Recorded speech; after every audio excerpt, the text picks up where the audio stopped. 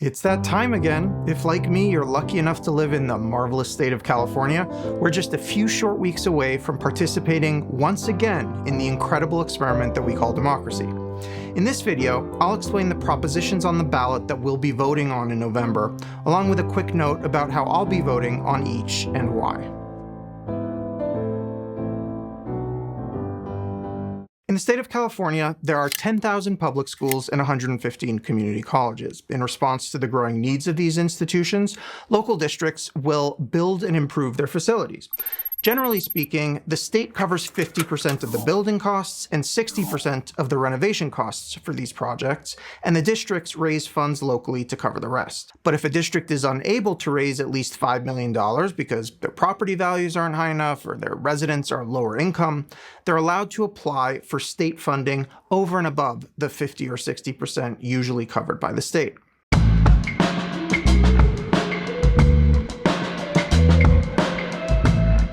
Proposition 2 would allow the state of California to borrow $10 billion for public schools and community college facilities. $8.5 billion of this would go to public schools, and $1.5 billion would go to the community colleges. Prop 2 would also increase the state's share of new project costs to 55% for construction and 65% for renovation in certain districts. Finally, instead of having the bar at $5 million, it would allow districts that can raise up to $15 million to apply for additional state funding, making state funding more widely available for these projects throughout California.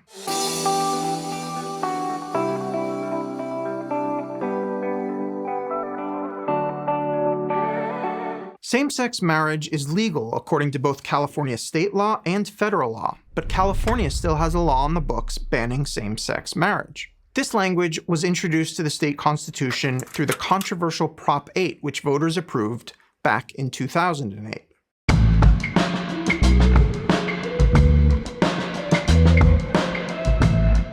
Proposition 3 amends the California Constitution to replace the Prop 8 clause with the language, "The right to marry is a fundamental right."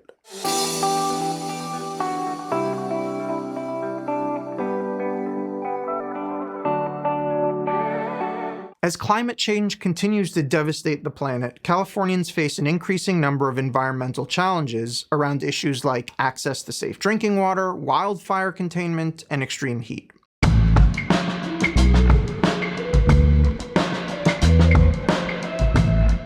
Proposition 4 allows the state to borrow $10 billion for natural resource and climate activities. The money would cover drought, flood, water supply, forest health, wildfire prevention, sea level rise, land conservation, energy infrastructure, parks, extreme heat, and agriculture.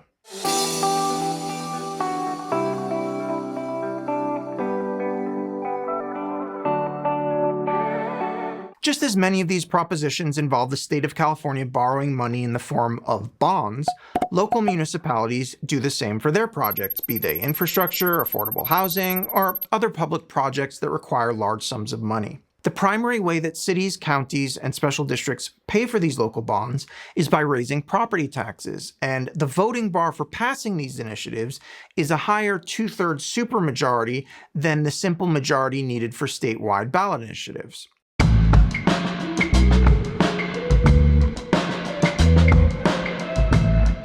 Proposition 5 would change the rules in the California Constitution to lower the voting requirement needed to approve local bonds from a 2/3 supermajority to 55% voter approval. Prop 5 would also require local governments to take specific steps to monitor the use of bond funds to support housing assistance and public infrastructure.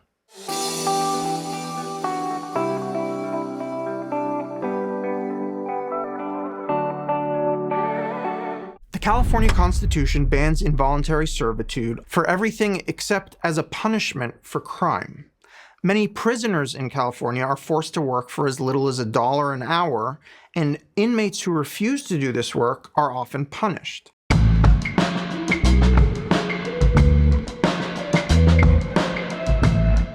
Proposition 6 would amend the California Constitution to ban involuntary servitude as a punishment for crime. It would also ban state prisons from punishing inmates who refuse to work.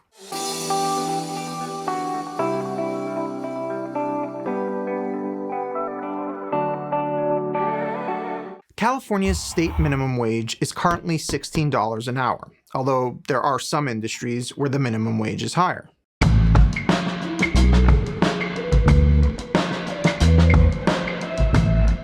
Proposition 32 would incrementally raise the state minimum wage so that employers with 26 or more employees would have to pay their workers at least $18 an hour, and employers with 25 or fewer employees would have to pay them $17 an hour. And in 2026, the minimum wage would go up to $18 an hour for all workers.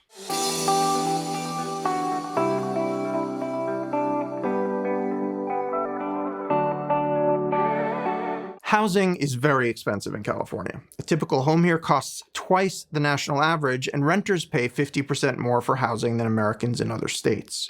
To address this problem, some cities have rent control laws which prevent landlords from increasing a tenant's rent by more than a certain percentage every year.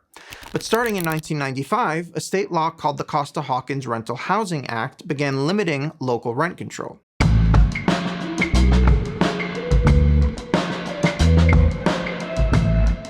Proposition 33 would eliminate Costa-Hawkins and allow local counties to control the rents for all housing, as well as limit the amount that a landlord can charge new tenants. Proposition 33 would also prevent the state from taking future actions to limit local rent control.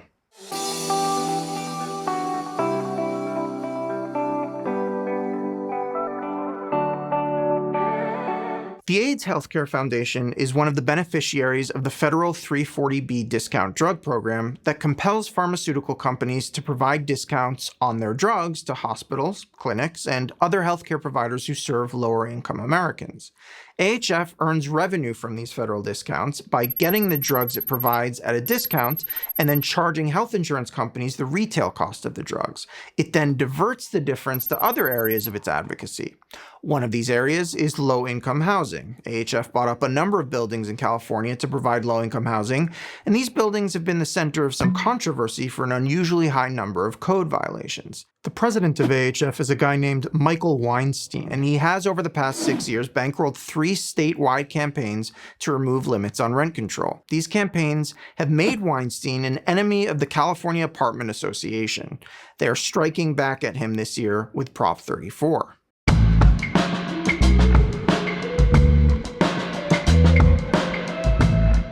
Prop 34 would restrict how certain entities spend the revenue that they make from federal discounts. These entities would have to spend at least 98% of their net revenue earned in California on healthcare services provided directly to patients. Violations of these conditions would lead to these entities losing their tax-exempt status and their healthcare license.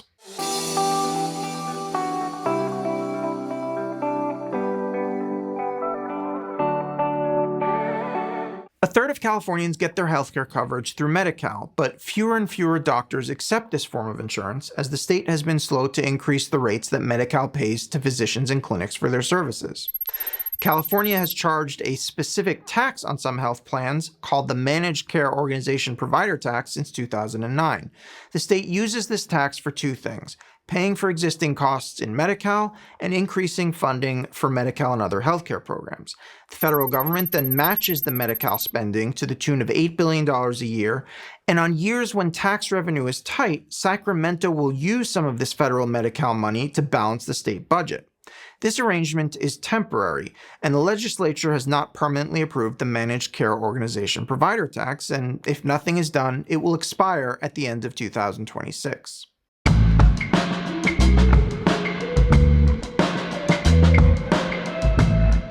Proposition 35 would make the existing health tax plan permanent beginning in 2027, and it would create new rules on how the state uses the tax revenue. Prop 35 would dedicate more of the federal money coming in through this plan to increase the rates that Medi-Cal pays doctors and clinics, in the hopes of increasing the number of doctors and clinics accessible to those covered by Medi-Cal.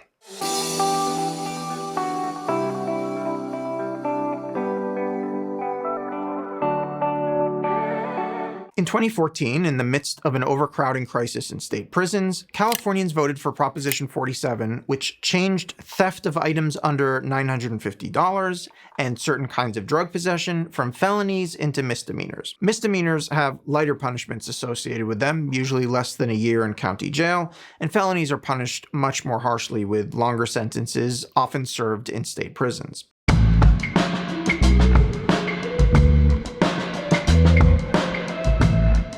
Proposition 36 seeks to roll back some of the changes made in 2014, thereby undoing many of the leniencies that were passed in Proposition 47.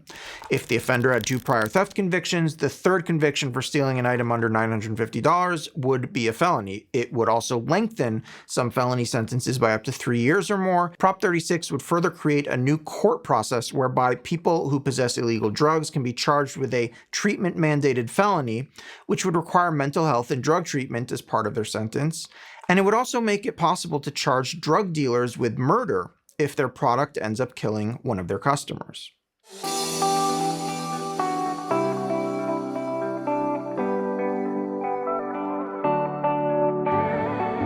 So those are the ballot measures this year, folks. As always, if you appreciate the content here, give this video a like and subscribe to my channel for more political content in the future. Now go vote!